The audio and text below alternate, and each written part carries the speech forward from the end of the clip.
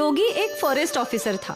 उसकी पोस्टिंग तमिलनाडु के नेलागोंडा जंगलों में हुई थी और इन्हीं जंगलों में लाल चंदन के झाड़ भी पाए जाते थे। मेरे यहाँ रहते हुए कोई भी लाल चंदन के पेड़ों की चोरी नहीं कर सकता है। जी सर, पर वो वर्धा राजन हर बार कोई नया रास्ता ढूंढ लेता है लाल चंदन के पेड़ों को चुराने का। अब मैं आ गया हूँ ना, अब वो इस जंगल से एक भी लाल चंदन का पेड़ चुरा नहीं पाएगा। अब से मैं खुद डे एंड नाइट पेट्रोलिंग करूंगा। और वैसे भी चेक पोस्ट पे जिस ऑफिसर की ड्यूटी है, मुकेश, वो भी बहुत ईमानदार है। मुझे उससे बात करनी होगी। ठीक है सर।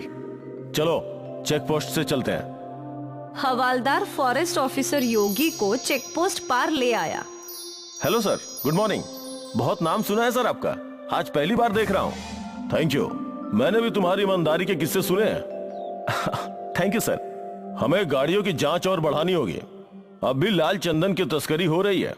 ऐसे ही चलता रहा तो लाल चंदन देखना भी मुश्किल हो जाएगा मुकेश। सर, मैं जानता हूँ इन सबके पीछे वो वरदराज है, तो तुम उसका कुछ करते क्यों नहीं? सर, वो इन्हीं जंगलों में पला बढ़ा है, जंगल का कोना कोना जानता है। जब भी हम उसे पकड़ने दौड़ते हैं वो जंगलों में गायब हो जाता है। कम से कम हम लाल चंदनों को इस चेक पॉइंट से बाहर जाने से तो रोक ही सकते हैं ना। जी सर, मैंने और फोर्स की मांग की है। अगले हफ्ते से और 2 हवलदार इस चेक पॉइंट पे होंगे। उम्मीद है अब लाल चंदन की तस्करी बंद हो जाएगी। हम मिलकर करेंगे तो जरूर होगा। उस दिन से फॉरेस्ट ऑफिसर खुद दिन में काई पर जंगलों में पेट्रोलिंग का काम करता था, खास करके रात के समय। यहाँ जंगल के भीतर डेरा जमाए वर्धराजन को योगी के आने की खबर मिल गई। भाई, वो योगी जंगल में दिन रात पेट्रोलिंग कर रहा है। अब हम कैसे लाल चंदन का पेड़ काटेंगे? हर समस्या का एक समाधान होता है छोटे। वर्धराजन ने स्वामी के कान में कुछ कहा। फिर रात के अंधेरे में स्वामी फॉरेस्ट ऑफिसर के ऑफिस के बाहर पहुंचा। वो किसी का इंतजार कर रहा था। कुछ देर बाद गार्ड वहां पहुंचा। भाई ने तेरे लिए मिठाई भेजी है और इसके बदले बस हमें समय समय पर इत्तला करते रहना। तुझे हर हफ्ते अपनी मिठाई मिल जाएगी। वाह, भाई को शुक्रिया बोलना। हाँ ठीक है। स्वामी खुशी खुशी अपने अड्डे पर लौटा और वर्धराजन को सब कुछ बता दिया। अब देखते हैं वो फॉरेस्ट ऑफिसर अपना क्या बिगाड़ता है। हाँ भाई। उस रात से वर्धराजन और उसके आदमियों ने लाल चंदन के पेड़ों को काटना शुरू कर दिया और यहाँ गार्ड मैसेज करके वर्धराजन को फॉरेस्ट ऑफिसर की लोकेशन बताया करता था। जिस समय फॉरेस्ट ऑफिसर दक्षिण की दिशा में जाता तो वर्धराजन के आदमी उत्तर की दिशा में लाल चंदन के पेड़ काट रहे थे, और जिस समय योगी उत्तर की दिशा में पेट्रोलिंग करता वो दक्षिण की दिशा में पेड़ काटने लगे। ये सिलसिला कई दिनों तक चलता रहा। एक दिन की बात है, उत्तर की दिशा से वर्धराजन के लड़के लाल चंदन का पेड़ काटकर निकल गए थे। फिर जब योगी वहां पहुंचा तो उसका ध्यान उस ताजे कटे हुए पेड़ के तने पर गया। ऐसा लग रहा है कि ये पेड़ आज ही कटा है, पर मैं इतने देर से पेट्रोलिंग कर रहा हूँ तो कैसे कोई मेरे आंख के नीचे से ये लाल चंदन का पेड़ काट सकता है? जरूर कुछ गड़बड़ है। योगी ने कुछ नहीं कहा और जीप में बैठकर दक्षिण की दिशा में चलने लगा। जब वो यहाँ पहुंचा तो यहाँ भी उसने ताजे कटे हुए पेड़ों के तने दिखे। ये तना भी आज ही कटा हुआ है, मतलब अब भी वर्धराजन लाल चंदन के पेड़ों की चोरी कर रहा है। मुझे ये सब जल्द ही रोकना होगा। गाड़ी चेक पोस्ट पर लो।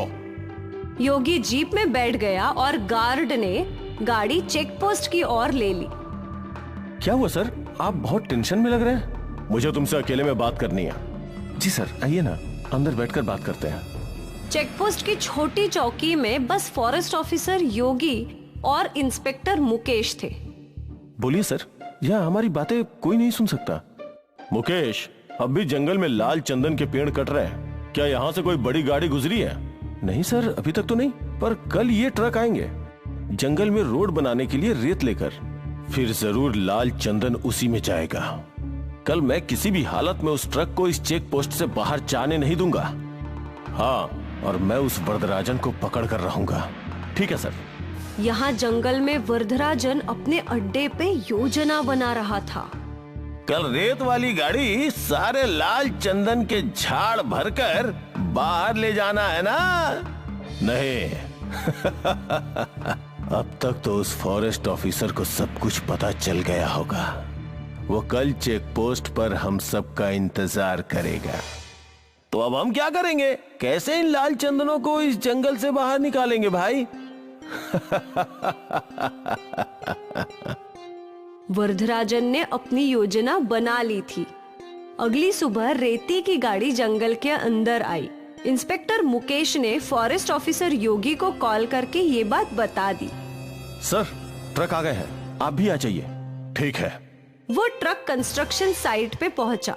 यहाँ ट्रक ने सारी रेत अनलोड की और फिर वरदराजन और उसके आदमियों ने उसमें एक लाल चंदन के पेड़ के तने को लोड कर दिया। यहाँ फॉरेस्ट ऑफिसर और गार्ड जीप में निकले, पर उनके रास्ते में कई और पेड़ गिरे हुए थे। सर, घूम के जाना होगा। ये सब उस वरदराजन ने ही किया होगा। जल्दी चलो, आज उसे पकड़ कर ही रहेंगे। वरदराजन वहाँ से निकल गया। अब जब फॉरेस्ट ऑफिसर योगी वहाँ पहुँचा तो ट्रक भी वहाँ से निकल चुका था। चेक पोस्ट के पास ले लो। योगी ने इंस्पेक्टर मुकेश को कॉल लगाया। मुकेश, वो लोग निकल चुके हैं, अब तुम्हें ही उन्हें रोकना होगा। जी साहब। इंस्पेक्टर मुकेश अपने सारे आदमियों के साथ चेकपोस्ट पर खड़ा हो गया। ट्रक धीरे धीरे चेकपोस्ट की ओर बढ़ने लगा। चेकपोस्ट पर मुकेश और सारे पुलिस वाले बंदूक तान कर खड़े थे। ड्राइवर ने पुलिस वालों को देखा और उसने गाड़ी रोक दी और पीछे से फॉरेस्ट ऑफिसर ने अपनी जीप लगा दी। ट्रक को चारों ओर से घेर लिया था। हवलदार, चेक करो ट्रक में क्या है। हवलदार ट्रक के अंदर चढ़ा। सर, यहाँ लाल चंदन तो है, पर एक ही है। क्या? इंस्पेक्टर ने भी ट्रक में चढ़कर जांच की तो वहाँ बस एक ही लाल चंदन का पेड़ था। सर, आप यहाँ आइए। अब फॉरेस्ट ऑफिसर योगी भी ट्रक में चढ़ गए। वो भी ये सब देखकर हैरान था। उस वरदराजन ने इस बार भी हमारे साथ धोखा किया। और यहाँ वरदराजन अपने सारे लोगों के साथ और लाल चंदन के पेड़ों के साथ नदी के रास्ते से लाल चंदन के पेड़ जंगल से बाहर निकाल रहा था।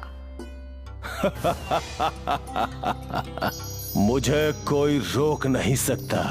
लाल चंदन सिर्फ मेरा है।